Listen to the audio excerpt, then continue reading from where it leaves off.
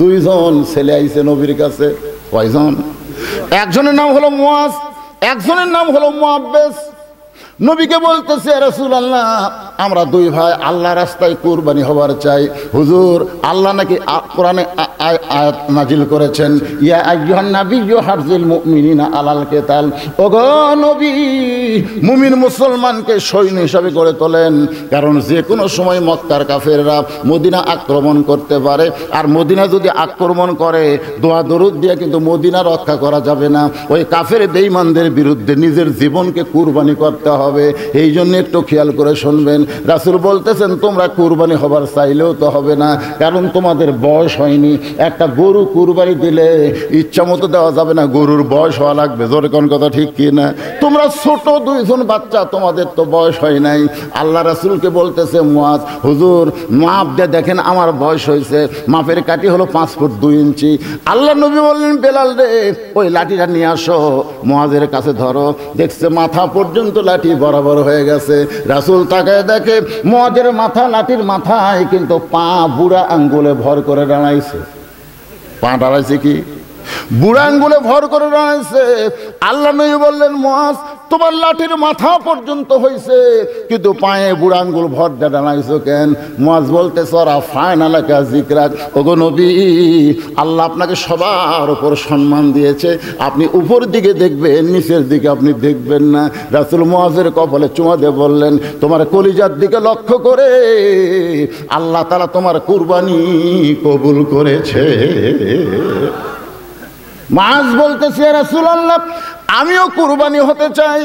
মুয়াজ বলে, হুজুর আমার চাইতে 3 বছরের ছোট, আমার চাইতে 3 বছরের ছোট, ওই মাপেও হবে না, শরীরেও শক্তি নাই। মুয়াজ বলতেছে, হুজুর আমার বড় ভাই মিথ্যা কথা বলতেছে, ও লম্বা হতে পারে কিন্তু আমার সঙ্গে কুস্তিতে পারে না। যদি বিশ্বাস না হয় 2 ভাইকে কুস্তি লাগায় দেন। আল্লাহ নবী মুচকে হাসিতে 2 ভাইকে বললেন, যাও তোমরা কুস্তি করো। এবার মুয়াজ আর মুয়াজ দুইজন কুস্তি করতেছে। কুস্তি করতে করতে এক সময় ছোট ভাই বড় ভাইয়ের কানে বলতেছে, তুই তো কুরবানির জন্য সিলেক্টেড হয়ে গেছিস রে বড় ভাই। আমরা দুইজন কুরবানি নিয়তে বাড়ি থেকে বের হলাম।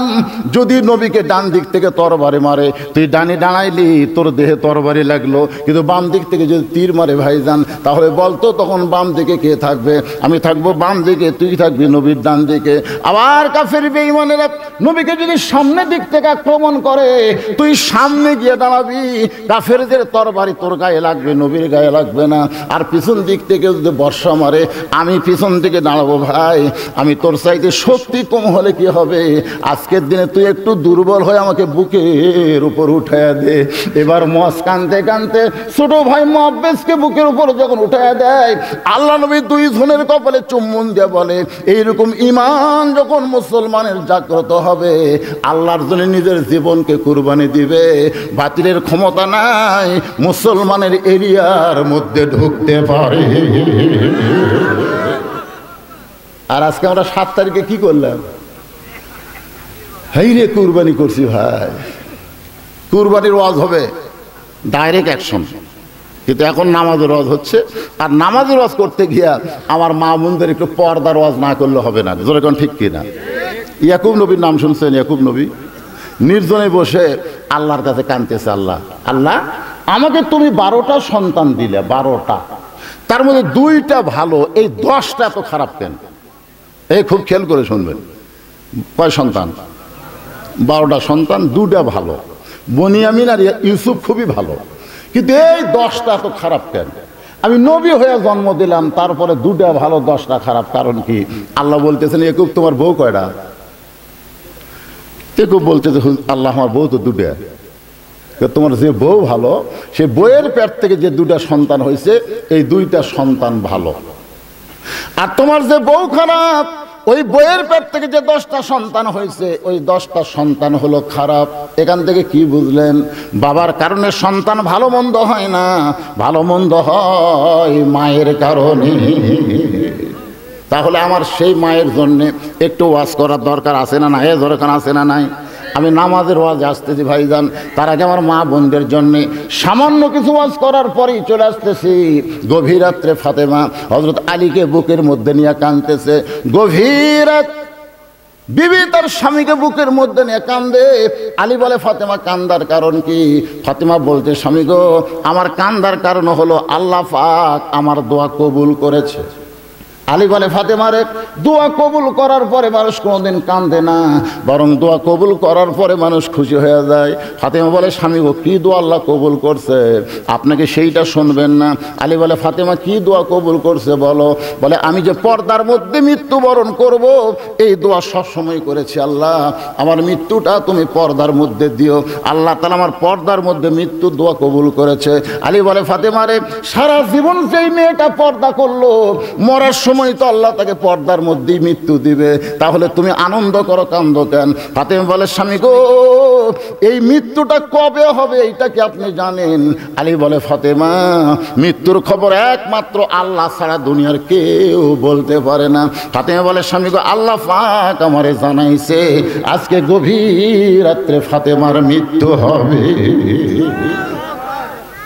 যেই কইছে গভীর রাত্রে ফাতেমার মৃত্যু হবে, গাছের গোড়া কাটলে গাছটা যেমন ঠাস করে পড়ে যায়, হযরত আলী তেমনি পড়ে গেলেন ঘরের মাঝায়। মা ফাতেমা মুস্কি মুস্কি হাসতেছে। যিনি গভীর রাত্রে মৃত্যুবরণ করবেন, তিনি হাসতে হাসতে এসে স্বামীর মাথাটা উরাতের উপরে নিয়ে কপালে একটা চুমা দিয়ে বলে, স্বামী গো, আপনি হলেন আসাদুল্লাহিল গালিব, আপনি হলেন আনা মাদিনাতুল ইলমি ওয়া আলী বাবুহা।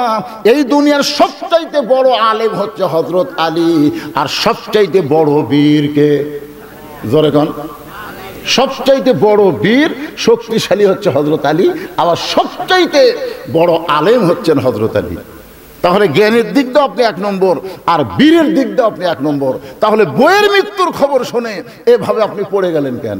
আপনি কি জানেন না এ দুনিয়া থাকার জায়গা না, এই দুনিয়াতে আসলে যাইতে হবে। আমি যখনই বলবো আসলে, আপনার সকলে বলবেন যাইতে, সবাই বলবেন। আচ্ছা, কে থাকবেন? ছেলে যারা যুবক কচি কাঁচা, তোমরা কি মনে করতেছে? যাওয়া লাগবে না থাকবে? এখান থেকে বাড়ি যাওয়ার কোনো গ্যারান্টি নাই, কিন্তু কবরে যাওয়ার জোরে কোন গ্যারান্টি আছে না নাই? তাহলে আমি যেই বলবো আসলে, আপনার সকলেই জবান খুলে বলেন যাইতে হবে। আসলে মিশে মায়ায় বন্দি থাইকা করলাম কত খেলা,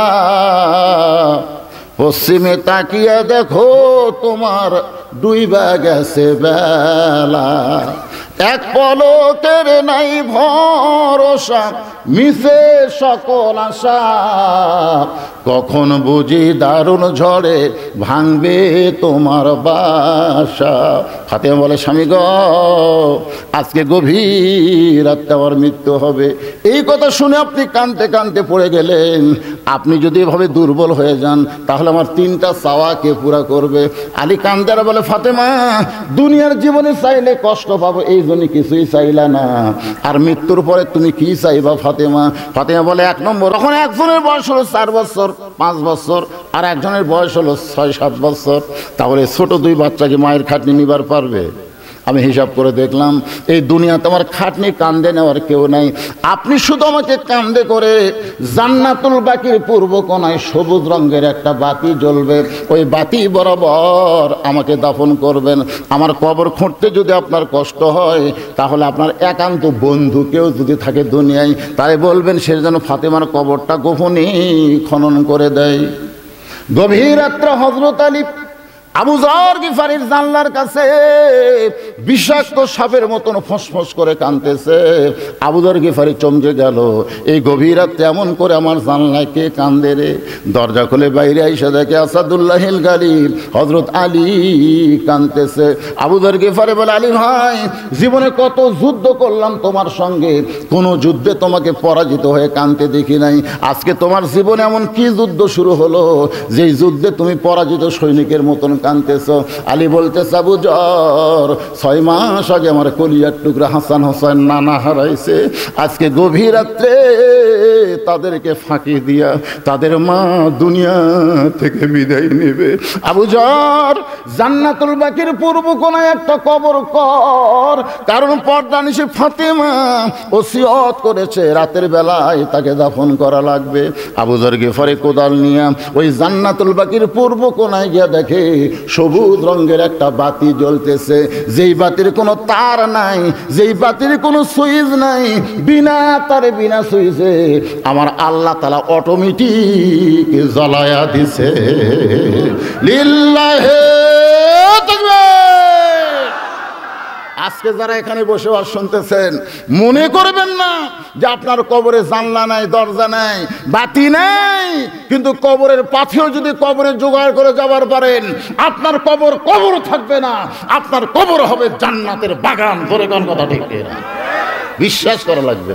অনেকে আফসোস করে, হাইরে হাইরে কবরের তো ছুট্ট না বাগারি, জানলা নাই, দরজা নাই। আপনি কি মনে করতেছেন? কিন্তু যেদিন ডাক পড়িবে, এই গানটা সবাই একটু গান, মনটা নরম হবে। কিন্তু যেদিন ডাক পড়িবে কবর মাঝে যাইতে, জোগাড় কিছু করছো বন্ধু তার মাঝে বিছাইতে। আবু যর গিফারি কোদাল নিয়া তাকায় দেখে ওই যে বাতি জ্বলতেছে, ওই বাতির আলো গোলাকার হয়ে পড়ে নাই, চার কোনা কবরের মতো পড়ে গেছে।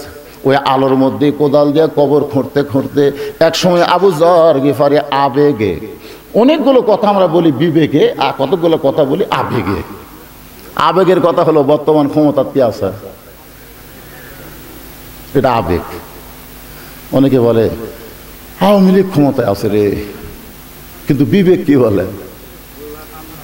কথা কেন? আবেগে মানুষ খালি কাফের হয়। যদি আপনি বলেন যে বর্তমান আওয়ামী লীগ ক্ষমতা আছে, বলা মাত্র আপনি কাফের হয়ে যাবেন। কারণ আল্লাহর ক্ষমতার মধ্যে কাউকে ঢুকানো যাবে না।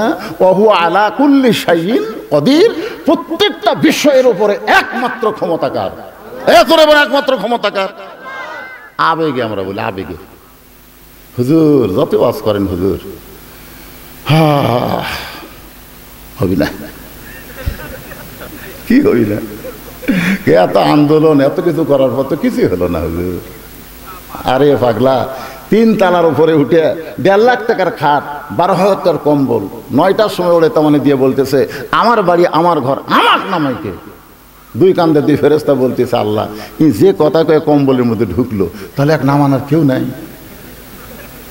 ফেরেশতারা রাগ করছে, আল্লাহ কয়ে ধৈর্য ধর। রাত 3টার সময় একটা ভূমিকম্প দিচ্ছে। ধরে কোন কি কম্প? তাহলে বিল্ডিং একটা লয়ে উঠছে, এত জোরে নামছে যে কম্বলের মধ্যে লঙ্গি খুলে আছে, ওটাও পর্যন্ত পড়ার টাইম পাইনি। ফেরেশতা বললো আল্লাহ নামাইলা নামাইলা, তাই বলে ন্যাংটা করে নামালা। আল্লাহ বলতেছে জনগণ যদি নামাবার না পারে, আমার নামান এরকম ন্যাংটা করেই হবে। জোরে কোন কথা ঠিক? আবেগে কোনো কথা বলা যাবে না ভাইজান, কথা বলতে হবে বিবেকে। ধরে কোন কি? আপনার কাছে সবচাইতে বড় আদালত, তার নাম কি?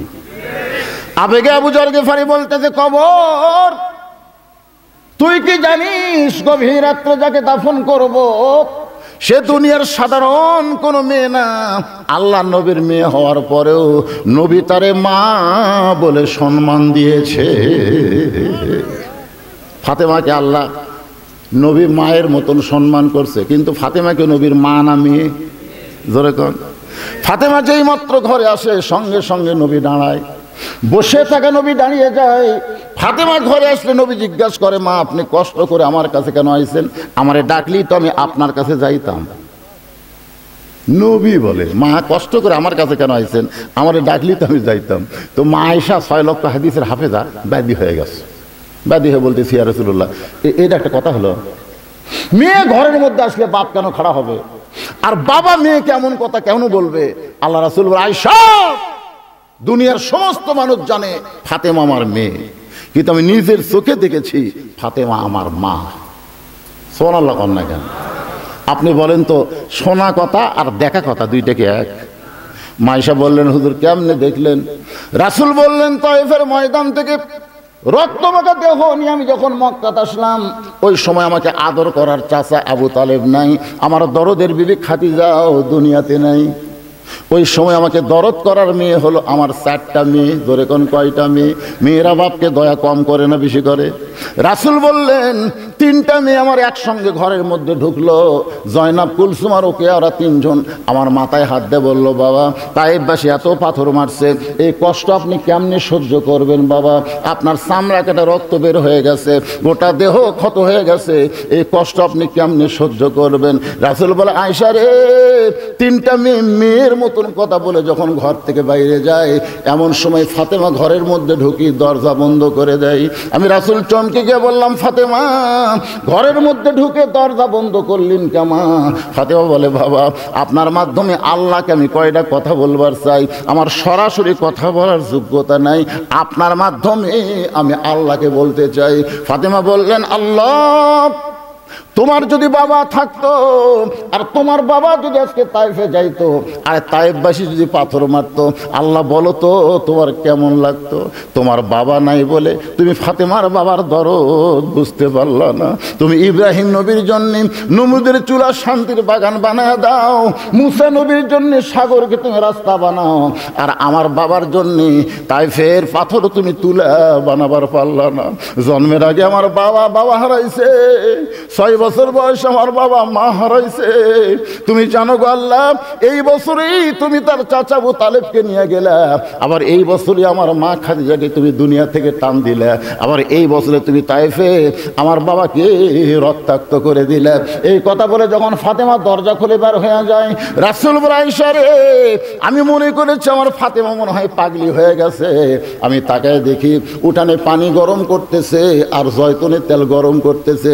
কিছুক্ষণ পরে এসে আবার যখন দরজা বন্ধ করে দেয়, আমি বললাম, রাগ করে ফাতেমা তুই আবার কেন দরজা বন্ধ করলি? ফাতেমা বলে, বাবা সন্তান যখন বড় হবে, ওই সন্তানকে গোসল করাইতে গেলে দরজা খুলে গোসল করানো যাবে না।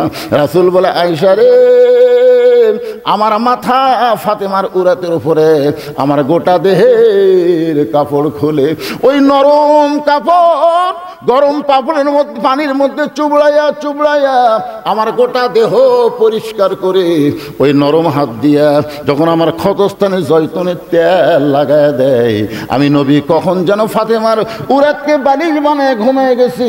ওই ঘুমের ঘুরে আমি স্বপ্নে দেখতে পাই আমার শেওরের পাশে আমিনা মা আমার দাঁড়িয়ে কাঁদতেছে।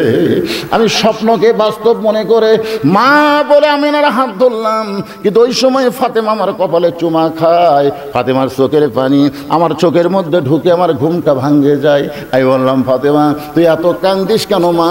ফাতেমা বলে, বাবা আপনি মা বলে আমার হাতটা চাইবা ধরছেন, এই যে দেখেন এখন পর্যন্ত আপনি হাতটা চাইবাই ধরে আছেন। রাসূল বলে, আল্লাহে ওই আল্লাহর শপথ করে বলতেছি, মা বলে যদি তোর হাত চাইবা ধরি তাহলে তুই আমার মেয়ে না। আজকে দেখলাম তোর ভিতরে আমার মা আমি না।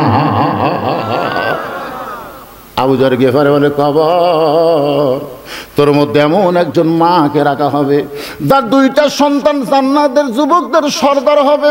রে কবর কোনোদিন বেয়াদবি করবি না, খবরদার কখনো বেয়াদবি করতে পারবি না।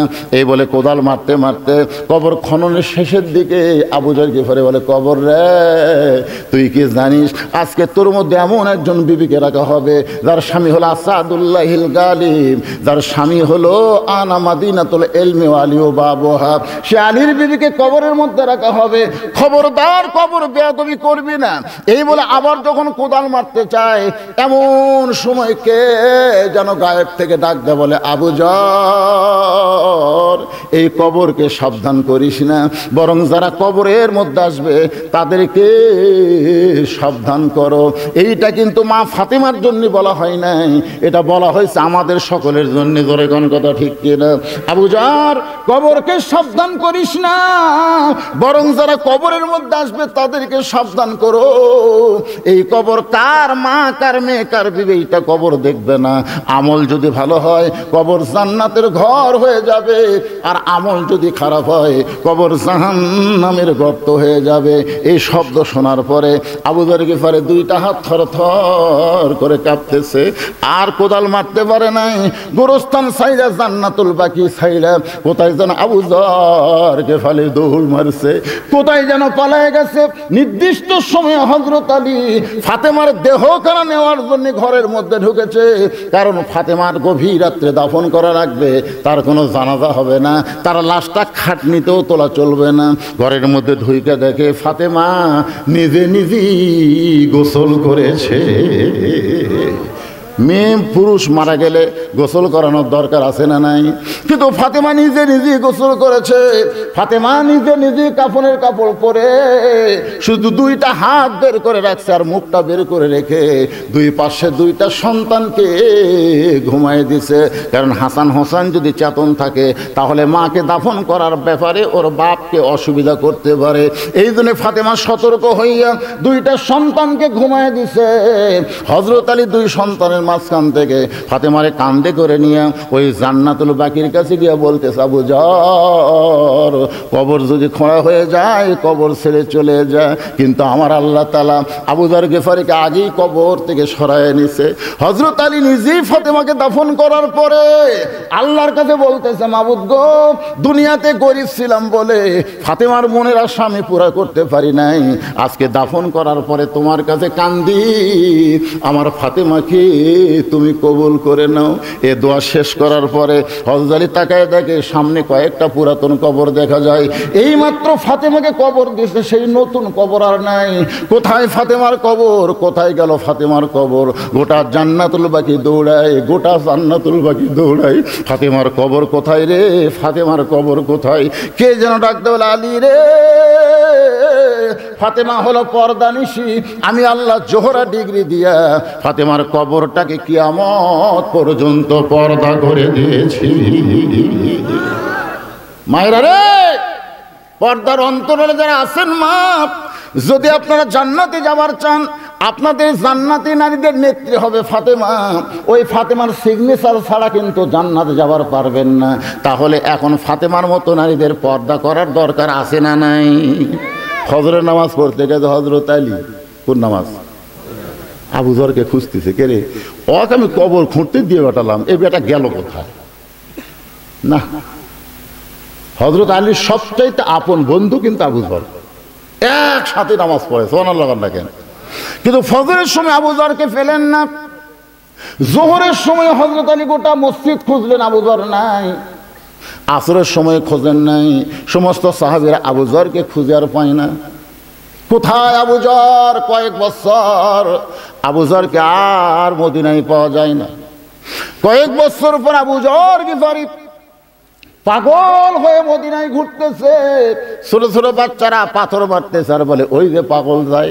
আবু যর গিফারি গেলে হাসে আর কান্দে না, খালি হাসে, পাগলের মতন খিক করে হাসে। এমন সময় রাস্তা দিয়ে আলী যাওয়ার বলে, রে ছোট বাচ্চারা, পাগল মনে করে কারো পাথর মারতেছ?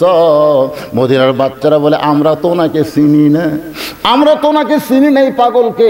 হযরত আলী পাগলের কাছে আইসা দেখে পাগল আর কেউ না, পাগল হলো আবু যর।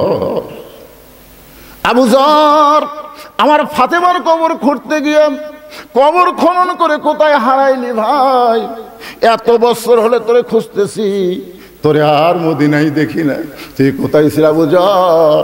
একটা আবার কথা বল, কবর খুঁড়তে খুঁড়তে কেন তুই কবর ছেড়ে পালায় গেলি? আবু যর গিফারি কোনোই কথা বলে না। আলী বলতেছে, আবু যর কথা বল, কথা বল। আবু যর গিফারি যখন কথাই বলে না, হযরত আলী আবু যর গিফারিকে বুকের মধ্যে নেকড়ে চাপা মারছে। চাপা মারার সঙ্গে সঙ্গে আবু যর গিফারির জবান দিয়ে বের হচ্ছে, কবর কবর কবর। তিনবার কবর কবর বলে মারিতে পড়ে যায়।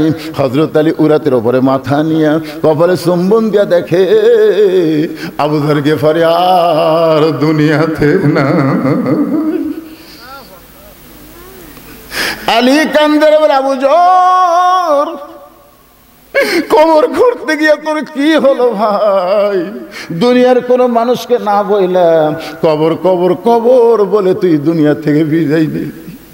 আবু যর গিফারির এই অবস্থা দেখে আলী চিৎকার করে বললেন, দুনিয়াবাসীরে শোনো, ওই কবরে যখন আমাদের যাইতে হবে খালি হাতে যাইও না, কবরে যাওয়ার পাথেও জোগাড় করে তারপরে তোমরা কবরে রওনা দিও।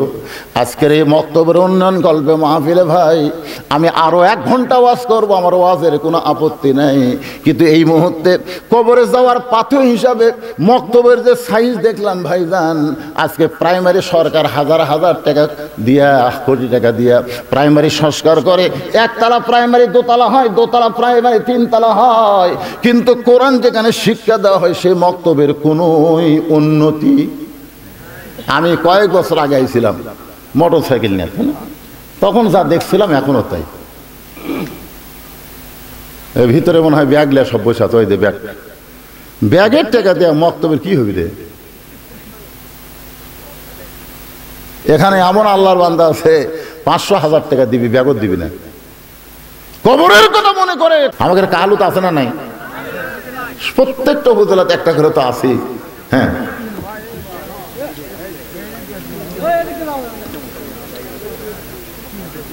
ব্যাগ সব এই দিকটা দিয়ে আসো। বল আল্লাহ, ছোট্ট একটা মানুষ, মাইকের সাউন্ড কম বেশি করো না, যা আছে সেটাই রাখবে। আল্লাহ 100 টাকা দান করছে, আল্লাহ দানকে কবুল করেন, আল্লাহুম্মা আমিন। একটু জিকির করেন, লা ইলাহা, মাইকের সাউন্ড বেশি হয়ে গেল, লা ইলাহা ইল্লাল্লাহ, লা ইলাহা, লা ইলাহা ইল্লাল্লাহ, লা ইলাহা ইল্লাল্লাহ, লা ইলাহা ইল্লাল্লাহ, লা ইলাহা। এ ভাইজান যারা দাঁড়াইছেন সবাই বসেন, আর মাইকের সাউন্ড একটু কমে দাও, বেশি হয়ে গেছে, চঞ্চল করতেছে। লা ইলাহা, লা ইলাহা ইল্লাল্লাহু মুহাম্মাদুর রাসূলুল্লাহ। তোমরা বসো বাবা, সাথে সাথে বসো। ফাসাল্লি লিরাব্বিকা ওয়ানহার। এই মাসটা হলো রজব মাস। জোরে বলেন কি মাস? এই রজব মাসে আল্লাহ তার নবীকে আরশে নিয়ে গেছিলেন, আরশে নিয়ে দেয় নবীকে 5 ওয়াক্ত নামাজ দিয়েছেন। জোরে কোন কয় ওয়াক্ত? না 50? হ্যাঁ 50। এই দেখেন 50 5, কারণ কি? 50 ওয়াক্ত নামাজ 5 ওয়াক্ত হলো। বক্তা ওয়াজ করতে করতে বলে দিল, মুসা নবীর সঙ্গে দেখা হলো। মুসা নবী বলতেছে আপনার উম্মতেরা পারবে না, মুসা নবী বলতেছে আপনার উম্মতেরা পারবে না, আপনি নামাজ কমায় নিয়ে আসেন। নবী আল্লাহর কাছে গেল, আল্লাহ 5 ওয়াক্ত কমায় দিল। মুসা বলতেছে আপনার উম্মতেরা পারবে না, নবী আবার গেলেন, আবার 5 ওয়াক্ত কমায় দিল। এভাবে নবী 9 বার গেল। জোরে কোন কয়বার? খালি আর একবার গেলে কিরে 9 বার গেল, আর একটা বার গেলে তো আমাকে নামাজই থাকলো না। ধরে কোন কথা ঠিক না? হায় হায় রে, এ ওয়াজ বক্তা করে যখন বাড়িতে গেছে, শ্রোতারা রাস্তার মধ্যে যাচ্ছে আর গল্প করতেছে, যদি মুসা নবীর সঙ্গে দেখা না হতো তাহলে আমাদের অবস্থা কি হতো?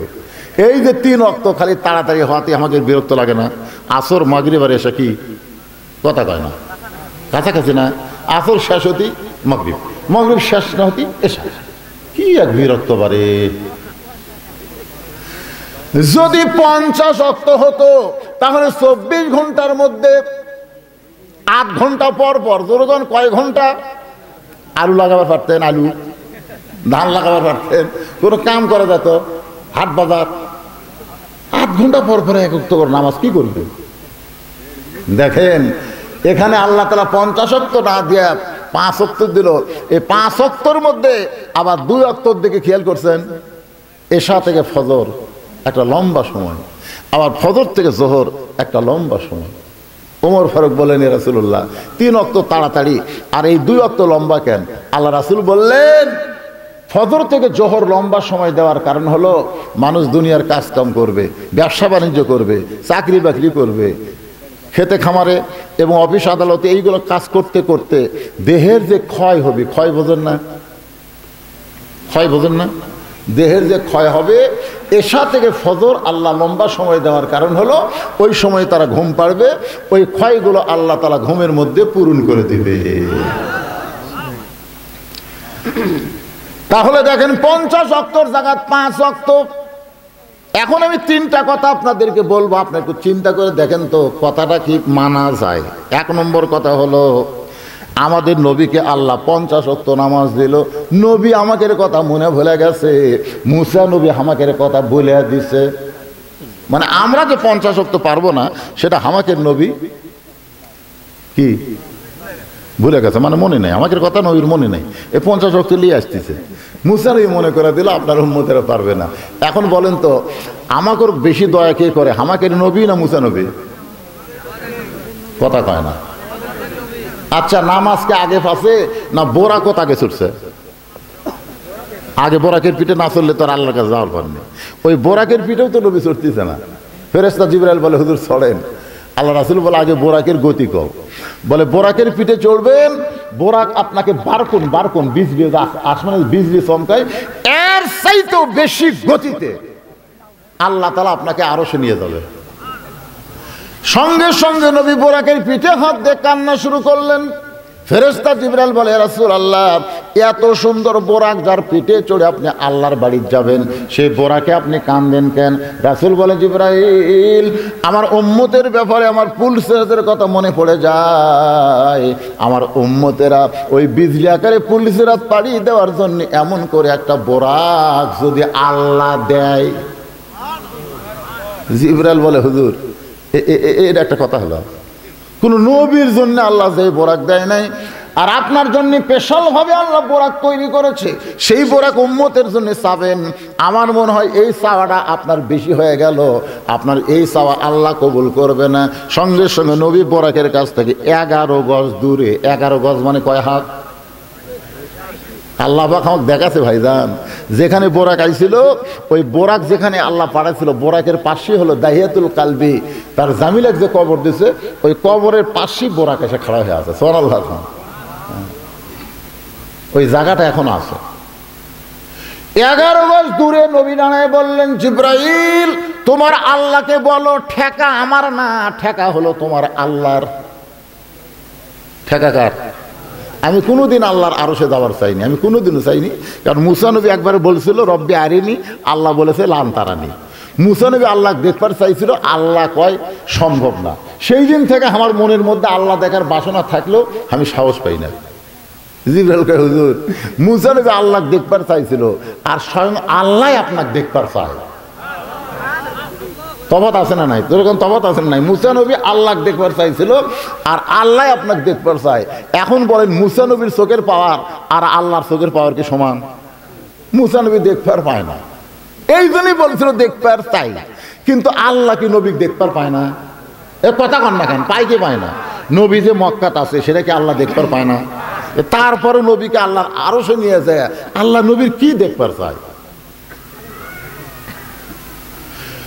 নবীর উম্মত হিসাবে এই গুরুত্বপূর্ণ কথাটা আমাদের একটু জানার দরকার আছে না নাই? বাজান গো, আল্লাহ নবী বললেন, আল্লাহ, আপনার সঙ্গে আমার মেরাজ হলো, আমার সাক্ষাৎ হলো, কিন্তু আমার উম্মতের মেরাজ হলো না, আমার উম্মতের মেরাজ হলো না। আল্লাহ বলে, নবী গো, আপনি যে জায়গায় যান আপনি আপনার উম্মতকে ছাড়েন না। আপনি এমন নবী কেন হলেন? আচ্ছা, আমার কাছে আপনি আসছেন, এটিও আপনার উম্মত। নবী বলেন, আল্লাহ, আমি আমার জন্য কিছু চাই না, আমি চাই আমার উম্মতের জন্য। আল্লাহ বলে, নবী গো, আপনি দেখলেন আমাকে একবার, আপনার উম্মতেরা দৈনিক আমার সঙ্গে মেরাজ করবে 5 বার। আসসালাতু মেরাজুল মুমিনিন, নামাজ হচ্ছে মুমিনদের জন্য মেরাজ। ভাই, আজকে সেই নামাজ আমাদের পড়ার টেনশন নেই। একটু মনোযোগ দিয়ে শুনতে হবে। 5 ওয়াক্ত নামাজই হলো আসল। সেই 5 ওয়াক্ত নামাজ আমাদের কাছে বিরক্তকর মনে হয়। জোহরের 4 রাকাত নামাজ কেমনে পাইলাম? আমাদের জাতির পিতা হযরত ইব্রাহিম নমরুদের চুলার মধ্যে যখন শান্তির বাগান পায়, নামে দেখে আগুন নাই, এসি। সুবহানাল্লাহ। কোন এসি? বলেন, এসি ঠান্ডাও না, গরমও না। এখানে আল্লাহ কি বলতেছেন, কুলনা ইয়া নারু কুনি বারদাও ওয়া সালামান আলা ইব্রাহিম, শান্তিদায়ক ঠান্ডা হয়ে যাও, বরফের মতন ঠান্ডা হয়েও না, শান্তিদায়ক ঠান্ডা হয়ে যাও। এখন আগুনের চুলা শান্তির বাগান পাইয়া আমাদের জাতির পিতা হযরত ইব্রাহিম খুশি হইয়া এক নিয়তে 4 রাকাত নামাজ পড়ে। ওই 4 রাকাত নামাজ আল্লাহর এতই ভালো লাগছে, আল্লাহ বলে, হাবিব গো, আপনার উম্মতের জন্য ইব্রাহিম নবীর 4 রাকাত নামাজ জোহর হিসেবে দিয়ে দিলাম। আপনার উম্মতেরা জোহরের 4 রাকাত নামাজ যখন জামাতের সঙ্গে আদায় করবে, ইব্রাহিম নবীর সমপরিমাণ সওয়াব আমি আল্লাহ দিয়া দিব। এখন বলেন তো, ফজর পড়লে আদম নবীর সমান সওয়াব আর জোহর পড়লে ইব্রাহিম নবীর সমান সওয়াব, তাহলে কারা কারা ফজর জোহর বাদ দিবেন? বাদ দিবেন? আল্লাহ তাআলা সাগরকে রাস্তা বানায় দিলেন মুসা নবীর জন্য। জোরে কান, কোন নবীর জন্য?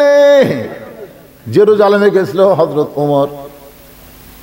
ওমর তখন আসলো উটের নিচে রশি ধরে, আর গাধা আসলো উটের ওপর। তো জেরুজালেমের খ্রিস্টানরা মনে করে যে জেরুজালেম ফিলিস্তিন যুদ্ধ হচ্ছে, ওই জেরুজালেমে ওমর ফারুক গেছে, খ্রিস্টানরা নিয়ে আইছে একেবারে চকি, উটের পিঠ থেকে চকির উপরে পা দিবেন, একজন হামাগুড়ি দিয়ে আমার উপর পা দিবেন, আমির আল মুমিনিন, আপনার উঠ থেকে নামতে যেন কষ্ট না হয়। রাখাল খালে কান্দে। জেরুজালেমের লোকেরা কয়, আমির আল মুমিনিন আপনি কান্দেন কেন? রাখালকে কেড়ে পাগলা, কে আমির আর কে রাখাল তোরা জানিস? তখন উটের পিঠে যিনি তিনি তো আমির। কয় না, আমি হলাম রাখাল, আর রশি ধরে যিনি জমিনে দাঁড়ায় তিনি হলেন আমির। জেরুজালেমের খ্রিস্টানরা আশ্চর্য হয়ে বলে, এটা কেমনে হয়?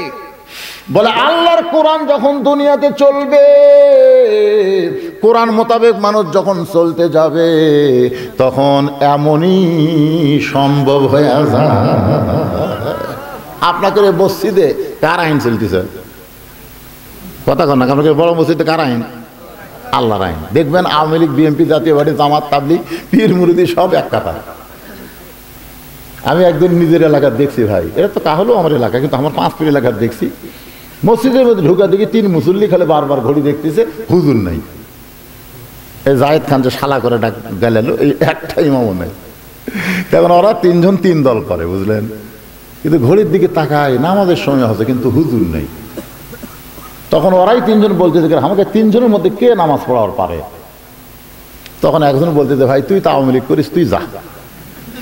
তো কয়, ভাই রে, মাঝে মধ্যে পড়াবার পারি না। তুই তো বিএমপি করিস, তাহলে তুই যা। আঁকা মধ্যেই ভাই, কিন্তু সামনে যাই না। এখন আওয়ামী লীগ কয়, তুই তো জামাত করিস রে, তুই যা। দেখেন, আওয়ামী লীগ বিএমপি জানে নামাজ পড়াবারও পারে, পড়বারও পারে, একটা দল, তার নাম হলো জামাত। জোরে খান, তার নাম কি? কথা কন না কেন ভাই রে, কথা কন না কেন? তখন বলতে, ভাই রে, আমি কিন্তু জামাত ইসলাম। এখন তোরা পিছনে জানে কি বলবো, একতে যাই তো বিহাজাল রাজাকার কবু। তখন আওয়ামী লীগ বলতে, ফাজলাম করিস, আল্লাহর ঘরের মধ্যে কোনো দল চলবি রে। এটা কিন্তু আওয়ামী লীগে বলতেছে, আল্লাহর ঘরের মধ্যে কোনো দল চলবি না রে। এই ঘরের মধ্যে আওয়ামী লীগ, বিএনপি, রাজাকার সবাই এক ভাই, এক জামাত। ধরে কেন? সুবহানাল্লাহ। দেখেন, আল্লাহর আইন চলার কারণে 14 দল 20 দল ভাঙ্গে এক কাতার হয়। খালি মসজিদের আইন যদি বাংলাদেশে চালু হতো, তাহলে বাংলাদেশে কোনো দলাদলি থাকতো না, সব মুসলমান এক দল হয়ে যেত। জোরে কোন কথা ঠিক কি না? জেরুজালেমের সমস্ত খ্রিস্টানরা বলতেছে, ইসলাম যদি এত সুন্দর হয়, তাহলে আমরা আর খ্রিস্টান ধর্মে নাই, আমাদের পড়ায় দেন লা ইলাহা ইল্লাল্লাহু মুহাম্মাদুর রাসূলুল্লাহ। সব খ্রিস্টান মুসলমান হয়ে গেছে, সুবহানাল্লাহ। কিন্তু ওই মুসলমান যারা হচ্ছে খ্রিস্টান, এরই মধ্যে একজন আবার বেঁকা। এই বেঁকা উই আর হয়নি, বেঁকা বোঝেন না? যখন আদায় শুরু করলাম, যে কয়টা উঠে গেল, এরা হলো বেঁকা। এরা কি? কথা কয় না, বেঁকা, কুত্তের ন্যাস। এরা সহজে সোজা হবে না, টানা ধরলে সোজা, ছাড়া দিলি না। একজন ছিল বেঁকা, ওই মারছে দৌড় পাদ্রির কাছে। খ্রিস্টানের পাদ্রি বলতেছে, দরবারের মধ্যে জিকির মারতেছে, মদিনার থেকে ওমর এসে সব মুসলমান করছে।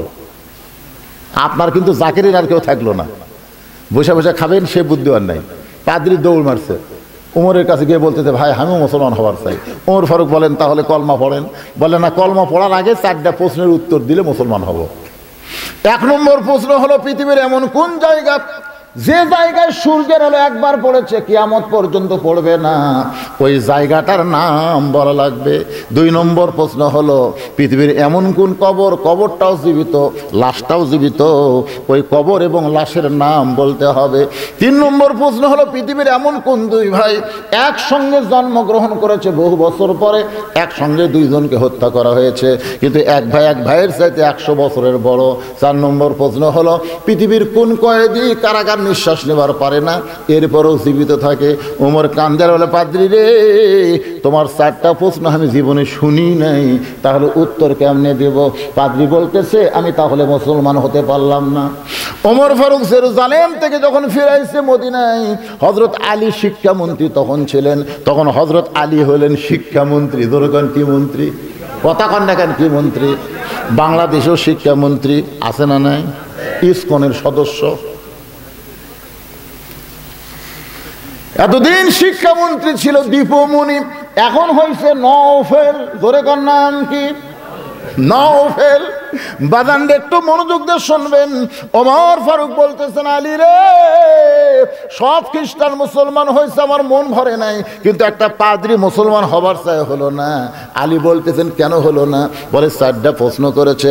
1 নম্বর প্রশ্ন হলো, পৃথিবীর কোন জায়গা সূর্যের আলো একবার পড়েছে কিয়ামত পর্যন্ত পড়বে না, ওই জায়গাটার নাম কি?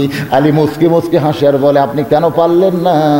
আল্লাহ মুসা নবীর জন্যে সাগরকে রাস্তা বানায় দিল, ওই সময় সূর্যের আলো সাগরের তলায় গেল, যখন ফেরাউন নামলো তখন সাগর পূর্বের মতোই হয়ে গেল, ওই জায়গায় কিয়ামত পর্যন্ত আর সূর্যের আলো পড়বে না। ওমর বলে, আলী রে, 2 নম্বর প্রশ্ন করলো, কবরটাও জীবিত লাশটাও জীবিত, এটা কি দুনিয়াতে কোনোদিন হতে পারে? আলী বলতেছেন, কবর হলো মাছ আর লাশ হলো ইউনূস আলাইহিস সালাম।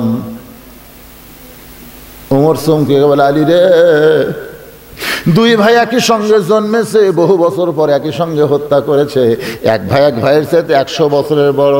আলী বলতেছে, ওজাইর আর আজিজ আলাইহিস সালাম, ওজাইরকে আল্লাহ তাআলা 100 বছর ঘুম দিছিল, ওই ঘুমটাকে তার মৃত্যুর মধ্যে শামিল করে তার হায়াতের মধ্যে ধরে নাই।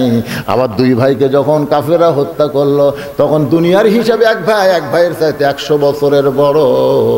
ওমর কান্দের বলে, আলী রে, পৃথিবীর কোন কারাগার কয়েকদিন নিঃশ্বাস নেবার পারে না, জীবিত থাকে?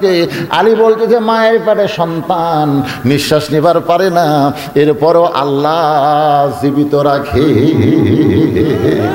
ওই যে সাগরকে আল্লাহ 12 লাইন রাস্তা করে দিল, ওই সাগরের মধ্যে মুসা নবী এক নিয়তে 4 রাকাত নামাজ আদায় করেছিল।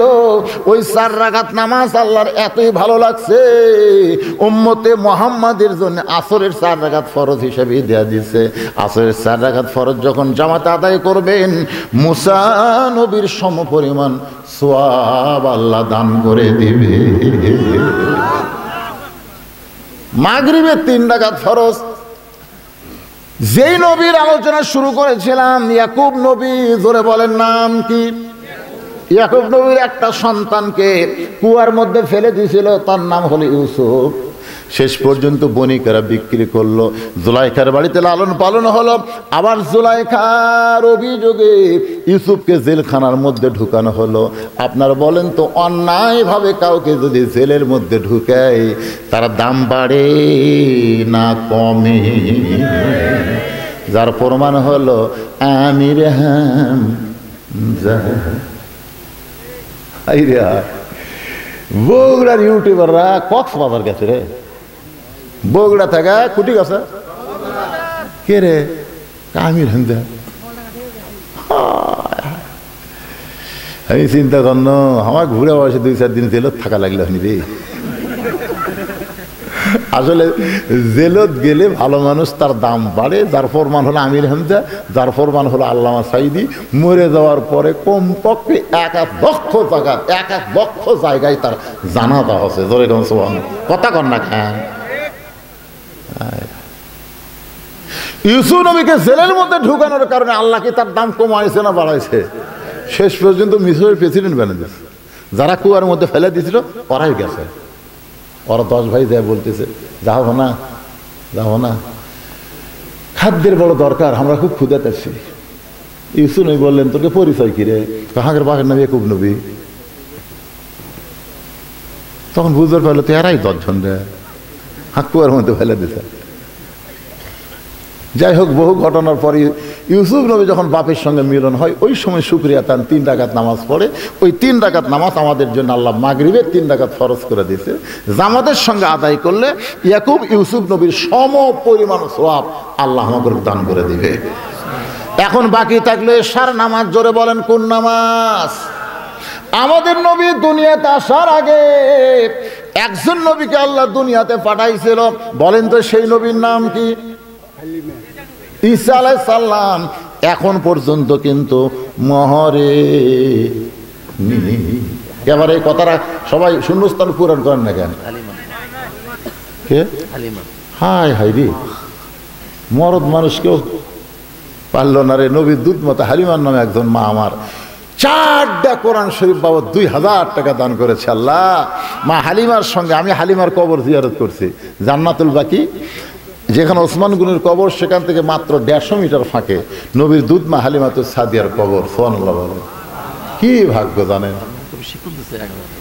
আপনার মক্তব্য শিক্ষক 1000 টাকা দান করছে। অনেকেই দান করছে, হয়তো আগে ফাঁকে কিছু দান করছে, পরে কিছু দান করবে, না দিলে মাসে চলবি। তাই আদায় করছেন, আগে গ্রাম থেকে আদায় করছেন, মাশাআল্লাহ। যাই হোক, ও যেটা করতেছে একটু খেয়াল করেন। বর্তমানে এখনো তিনি জীবিত আছে, যার নাম হলো ঈসা নবী। জোরে কোন কি নবী? আর খ্রিস্টানরা কি মনে করে? কুরুশ কুরুশ বিদ্ধ করে মেরে হেল দিছে। আসলে কি ঈসা নবী মরছে? এই জন্য তো শালা ভ্রান্ত। ইসলাম ছাড়া যেগুলো ধর্ম আছে সবগুলো বানোয়াট, বানোয়ার ধর্ম। এখন পর্যন্ত তর তাজা আল্লাহ চতুর্থ আসমানে রাখা দিয়েছে। জোরে কোন সুবহানাল্লাহ। এর ঘটনা হলো, ইহুদিরা ঈসা নবীকে মারার জন্য বাড়ি ঘেরাও করছে। ঈসা আলাইহিস সালাম বলতেছে, আল্লাহ যে হারে বাড়ি ঘেরাও করছে, আমি তো দরজা খুললেই মারা ফেলবে। আল্লাহ বলতেছে, দরজা খোলা লাগবে না, আমি ঘরের ছাদ ফাঁকা করে আপনি নিয়ে আসুন। আল্লাহ ঈসা নবীকে ছাদ ফাঁকা করে কোথায় লেগেছে? চতুর্থ আসমানে। ইহুদিদের মধ্যে এক বড় বীরেরা ধৈর্য কুলাচ্ছে না, কে রে এতক্ষণ দরজা পাওয়া দেবো, ভাঙ। এই দরজা ভাঙ্গা ভিতরে যায়, ভাই ঈসা রে আবার আপনাকে দুনিয়াতে প্রেরণ করা হবে। ঈসা বলে, আল্লাহ কবে নবী করে আবার প্রেরণ করবেন? আল্লাহ কয়, নবী করে না, বিশ্ব নবীর উম্মত করে। সঙ্গে সঙ্গে ঈসা নবী এক নিয়তে 4 রাকাত নামাজ আদায় করে। আল্লাহ বলে, ঈসা রে বিশ্ব নবীর উম্মত হওয়ার কথা শুনে নামাজ পড়লাম। ঈসা বলতেছে, আল্লাহ শুকরিয়া আদায় করলাম। আল্লাহর সক্রিয় সবচাইতে বড় শুকরিয়া হলো আল্লাহকে সেজদা দেওয়া। 4টা রাকাত নামাজ পড়ার কারণ হলো আপনি আমাকে নবী করে দুনিয়াতে প্রেরণ করছিলেন। আমি তেমন খুশি হইনি আল্লাহ, কিন্তু বিশ্ব নবীর উম্মত করে প্রেরণ করবেন, এই খুশিতে আমি 4 রাকাত নামাজ আদায় করেছি। আমার সঙ্গে সকলে একটু বলবেন, নবী না হয়ে দুনিয়ার, না হয়ে ফেরেশতা আল্লাহর হয়েছি উম্মত আপনার, তার তরে শুকুর। কি বলেন? আপনারা বলেন তো, খুশি না বেজার? খুশি হলে হাজার কনকাবারে। বর্তমান জামানায় হাজারের খাওয়া আছে। যখন এই গান লেখছে, এই গজল লেখছে, তখন 1000 টাকার উপর টাকাই আসবে না। আজ থেকে 200 বছর আগে এই গজল করছে, তখন 1000 টাকা মানে কি? তখন 2 টাকা দিয়ে একটা গরু পাওয়া গেছে, সেই সময় 1000 টাকা করছে।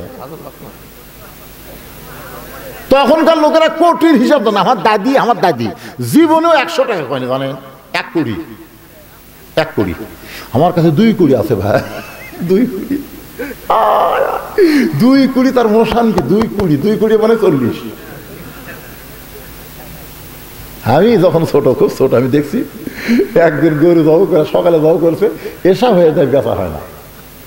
তো গরুওয়ালা বলতেছে, 7-10 হবি, 10 টাকা দিলিয়ে দাও। আমি 10 টাকার গোস্ত 10 টাকা। তখন গরুই আসলে 13-14 টাকা করে, জানেন? এক গরুর দাম